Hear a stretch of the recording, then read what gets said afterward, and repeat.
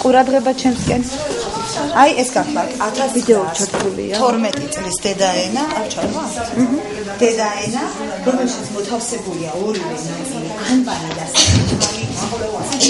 ხოლო მეორე დედაენა, აქ ხელი დედაენა, საჭმელი, ხოლო ანბანი. მხოლოდ ანბანი. აი ეს ნახეთ რა თხელი, ამაში მხოლოდ ანბანია. აბა ეხლა გადავშალოთ ანბანი. ანბანი კი ახალები წაილა ქუჩაგოვი. აჰა, ესე იგი სასაუბროებიც არის, რომელსაც გასწავლეთ. აი ნახეთ, როგორ ქონდა ბავშვებო იაკობს დალაგებული ლამაზად. პირველი ფრაზა აიიდან, როგორც ჩვენთან არის ამ წუთში, დღევანდელ სახეში, დედაენაში დალაგებული ასოები. აი საკითხავი ტექსტები თითო ასოზე, თავისი სურათები. როგორც ხედავთ, სურათები, ილუსტრაციები შავ-თეთრ ფერებშია, ხო? მაშინ არ იყო ჯერ კიდევ ფერადი ილუსტრაციები.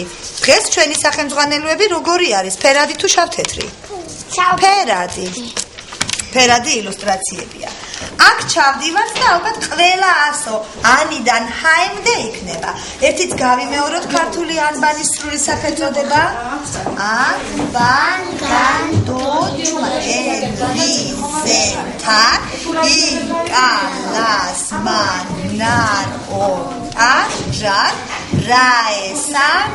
ლუკა რატო აყვები?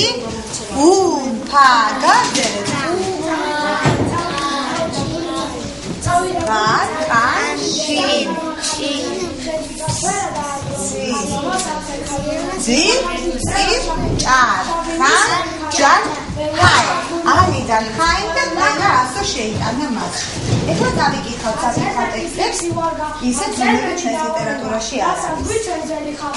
იმას უნდა გავიგოთ. მოდით წავიკითხოთ ლომი და თაგვი. მარი დაიწყე კითხვა. ლომი და თაგვი მოვუსმინოთ, გავაანალიზოთ და გავიაზროთ. რისი თქმა უნდა და ბრძენკაც ჩვენთვის. ნიკა. უცხო გარემოში ასე თუ დაიგე. მოიხედია. მარის მოვუსმინე, გუსმენთ. ლომმა გამოკითხა და დაიწყა თაგვი. თაგმა უთხრა: "სამისვი და შეგიწალებო."